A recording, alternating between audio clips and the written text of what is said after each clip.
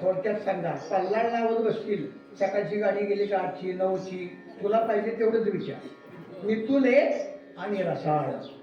आणखीन कसं बोलावं? रसाळ बोला. शब्द जैसे कल्लोळ अमृताचे. आपल्या शब्दानं दुसऱ्याला आनंद वाटावा. एका बाईचा नवरा आजारी होता, दवाखान्यात घेऊन आली.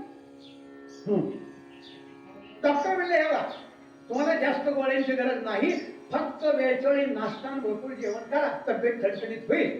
नाहीतर मग नाही जेवला वेळच्या वेळी, नाही हे असं केलं तर मग औषध गोळ्याला पैसे द्यावे लागतात, औषध घ्यावे लागतील. बायकोनं बाहेर नाही गेलं, आत आली, म्हणली मी रोज त्याला तेच सांगते, नाहीतर असे डॉक्टरच्या मड्यावर पैसे घालावे लागतात.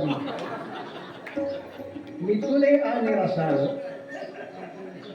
शब्द जैसे कल्लोळ अमृताचे. काय आमचं बोलणं असते की काय दुसऱ्याला त्रास होत असेल त्याचा. मी जगा करता हरिपाठ दिलाय.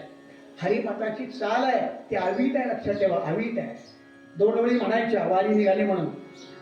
देवाची द्वारी उभा क्षणभरी, तेरे मुक्तीच्या रेषा देजा, तेरे मुक्तीच्या रेषा देजा, तेरे मुक्तीच्या रेषा देजा. म्हणा हरी सर्वांनी मोठ्या बोला.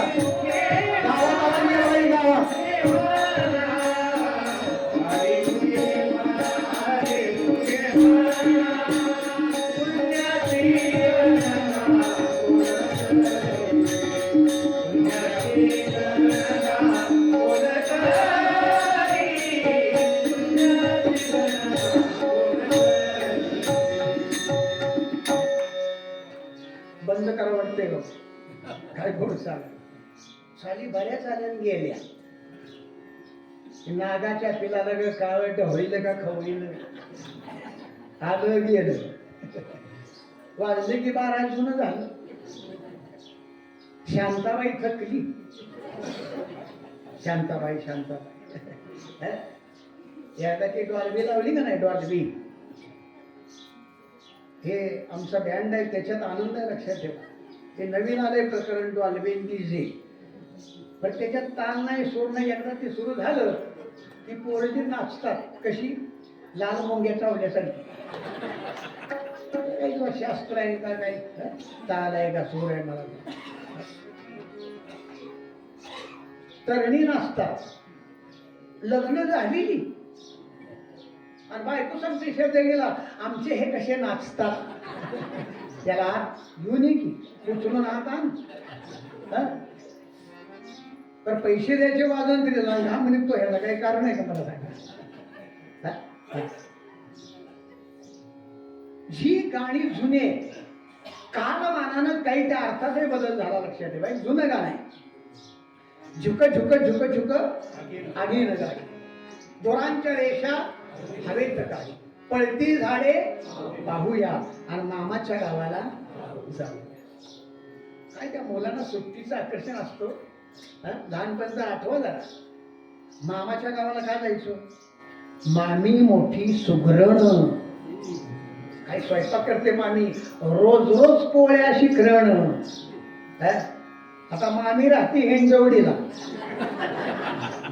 आणि मामा चिंचवडीला. ते संध्याकाळी दोघं वडापाव आणून खाते. मग तुला कुठलं मिळालं शिकरण?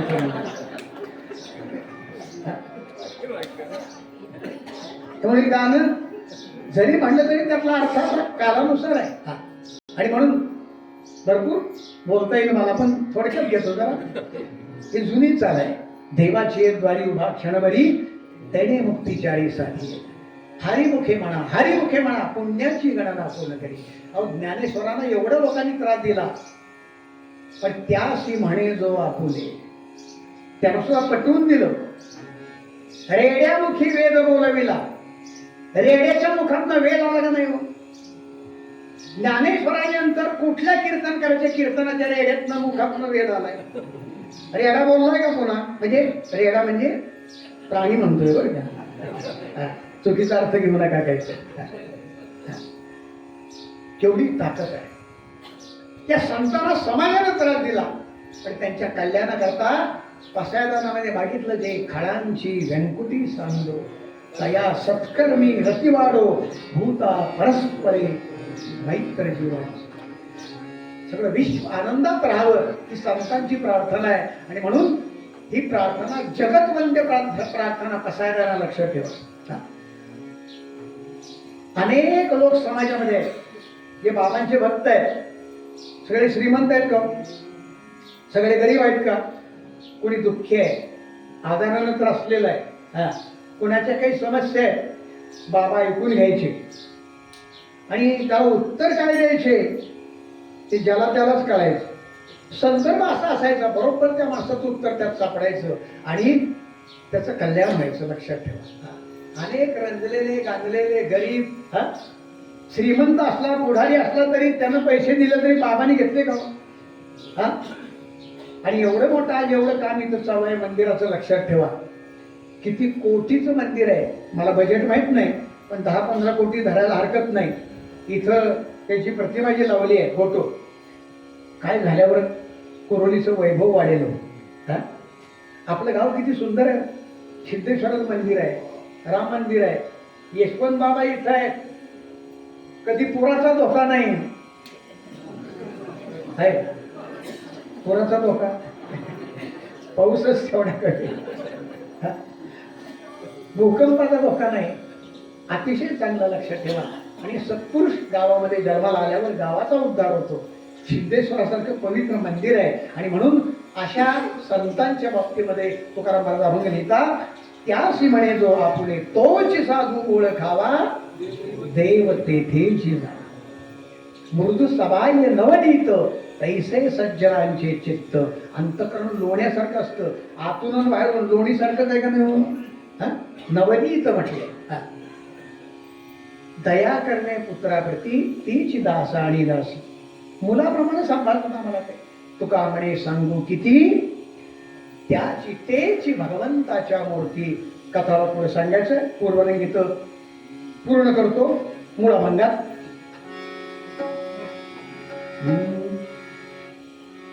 सागमधनी सा सानिध मपध मग रे सा. जे का रंजने गांजले, जे का रंजने गांजले, जे का रंजने गांजले, जे का रंजने गांजले, जे का रंजने गांजले,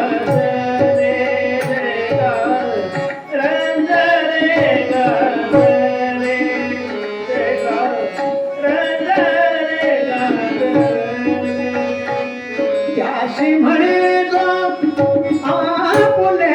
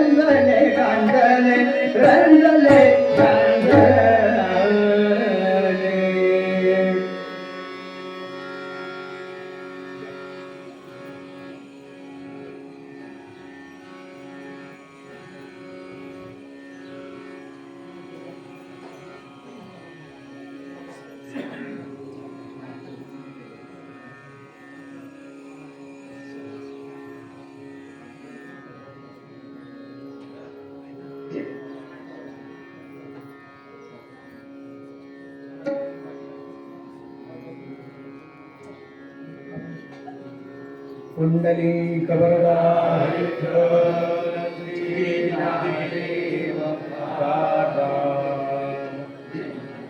आज मुख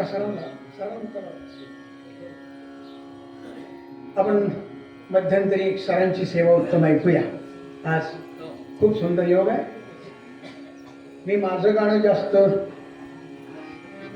पण मी सरांच्याकडे दर बुधवारी क्लासला जातो, बुवा शिकायला जातो. 2 वर्ष होत आहेत. आणि माझ्या चैतन्याचे गुरु तेच आहेत. चैतन्याने MA सरांच्याकडेच केलंय. हेमंत, आमची गौरी, आमच्या मंडळी इथं जे जे शिकतात ते सगळी सरांची शिष्य परंपरा आहे. आणि त्यामुळं कुंभार सरांचा आहे आणि सरांचाही सहवास कडेगावच्या कीर्तनामुळे किंवा बऱ्याच ठिकाणी आलेला आहे. औंधलाही काही दिवस सर होते क्लासला, आठवत असेल तुम्हाला. मग हा माहिती देऊ का?